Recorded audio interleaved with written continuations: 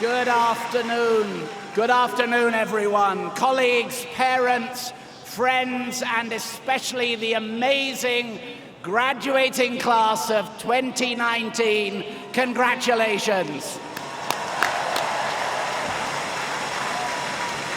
What a glorious day this is. As I stand here on second base in Yankee Stadium and look out at this brilliant sea of violet, what comes to mind to me, as it does so often at this remarkable university, is only at NYU.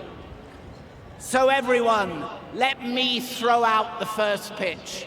We've got some serious work to do here this afternoon, and I want to begin by asking all of our assembled guests, friends, family, and colleagues, would you join me in congratulating our graduates on their achievements these past years?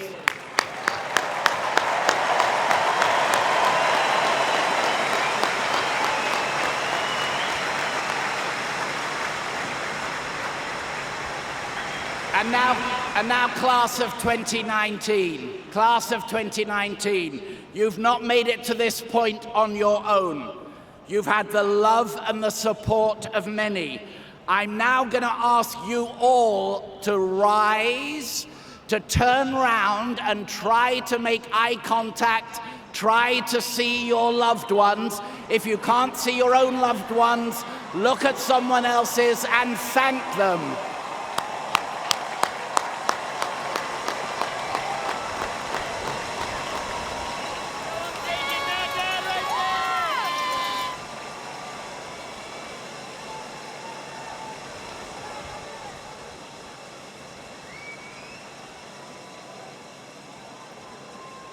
Now, commencements are a natural time for all of us to take stock.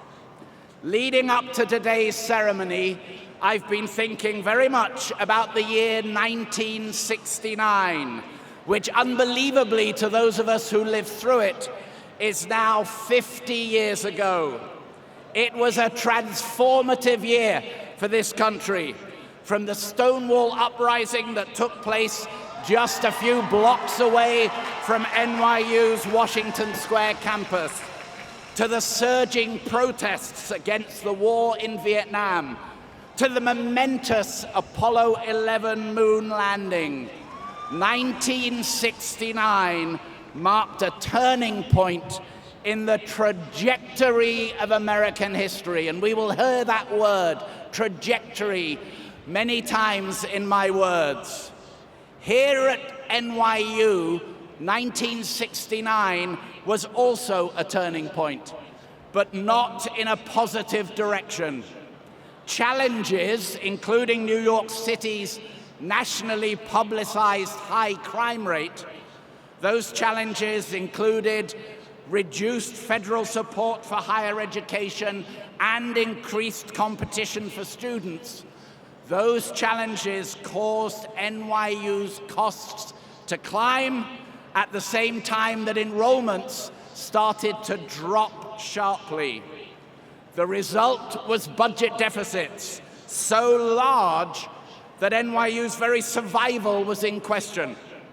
A task force was convened at NYU to address this financial emergency, and that task force feared that it might witness, in its own words, the most spectacular collapse in the history of American higher education. Well, happily, we all know how this story ended. NYU took resolute actions and not only survived, but over the past 50 years, it has been on an upward trajectory, indeed an amazing trajectory, unparalleled in higher education. In 1969, less than a quarter of NYU first-year students came from outside the New York City metropolitan area. This year, More than 3/4 of our first-year class came from outside the New York City area. And they joined a student body hailing from every state in the Union and 133 different countries. Although NYU has always had excellent individual students and faculty members, in these past years, its competitiveness has skyrocketed, going from a freshman acceptance rate of close to 70% to just 16% today. In metric after metric, SAT scores, research capabilities, global presence, NYU has been on a steady upward march into the top tier of universities. Just a simple glance at the honors won by NYU faculty and students this year alone, and those include a Nobel Prize, a Turing Award, a Pulitzer Prize, an Academy Award, Rhodes Scholarships, and record numbers of Fulbrights. Just a look at those awards shows the talent that this university has, and that talent rivals any in the world. Now, in my opinion, there were 3 main ingredients that went into NYU's remarkable trajectory since 1969. And I bring them up not only because I adore talking about what makes NYU unique, I certainly do, but I also think that they can be just as important for your own personal trajectory as they have been for NYU's. So what are these 3 trajectory-making ingredients? They are, first, a willingness to take risks. Second, ambition, vaulting ambition. And third, creativity, unbounded creativity. Now, compared to most of the world's elite universities, NYU might seem an underdog. We don't have a very long history. We don't have as large an endowment as others. We certainly don't have as entrenched a pedigree as many other top institutions. But we have managed to turn those challenges into real advantages. Instead of being hidebound by tradition, we, NYU, have focused on the future, allowing us to open ourselves to new possibilities. Instead of being made complacent by privilege, we've sought out opportunities rather than waiting for them to come to us. And instead of coasting on reputation, we've had to be creative to achieve our goals. In those 1970s, in the face of those major challenges, NYU took a bold step. That bold step was reaffirming its ties to New York City when the city's reputation was at its lowest. But now look at this great city. As we look out on the New York of today, now we see an irresistible magnet for the best and the brightest in the world. That was certainly a very good bet on this city indeed. In the 1980s, NYU took the unconventional path of spending the majority of the funds that it raised rather than building up its endowment. But that strategy allowed us to construct residence halls, to recruit top faculty, and to improve our academics. And in the process, that moved us into the nation's top tier of universities.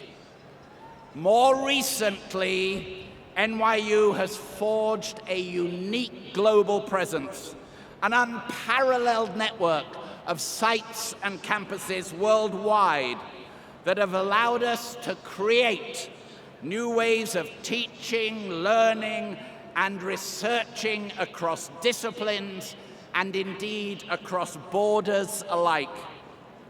Now, there was always the risk that that global enterprise wouldn't succeed, and it certainly still has its skeptics.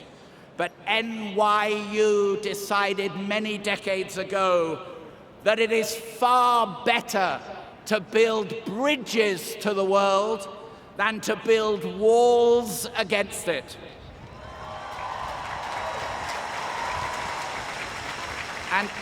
And as our global network, we can see it has now helped make NYU an undisputed leader in 21st century education.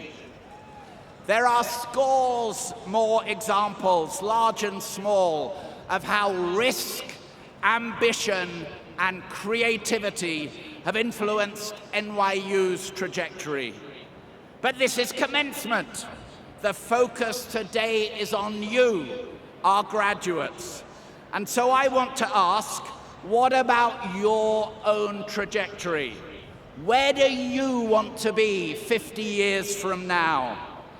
Many, many possible paths lie ahead of you. You may work to combat poverty. You may invent technologies that advance artificial intelligence. You may become a beloved teacher. You may become a multi-billionaire and come back and give large sums of money to NYU. We hope so. But whatever path you choose, I would argue that the same three ingredients that were so essential to NYU's successful trajectory, they will also be essential to yours. These traits, they can mean different things to different people, of course. Risk might mean saying yes to opportunities that are outside your comfort zone, or not being afraid to make mistakes. Ambition does not have to involve cutthroat competition. Instead, it could mean setting high goals for yourself. And creativity can take many forms. You can be as creative in a science lab as you are on stage, as imaginative, streamlining a production process as you are dreaming up a new business. Luckily, NYU is the perfect place to develop all three of these qualities. It's nearly impossible to succeed here without boldness, ambition, and creativity. And you all, class of 2019, have succeeded brilliantly. But as the path from 1969 shows us, whether it's for space exploration, for social movements, or for universities, the trajectory isn't always a smooth one. There are stumbles and there are falls. When those stumbles and falls happen to you, do not let them discourage you. As you all, class of 2019, set out on the next steps in your path, know that the entire NYU community wishes you well. We will be cheering on heartily as we watch your own remarkable trajectory. And we know that that trajectory will take you to ever, ever greater heights. We are so proud of you, class of 2019. Congratulations to you all. Well done.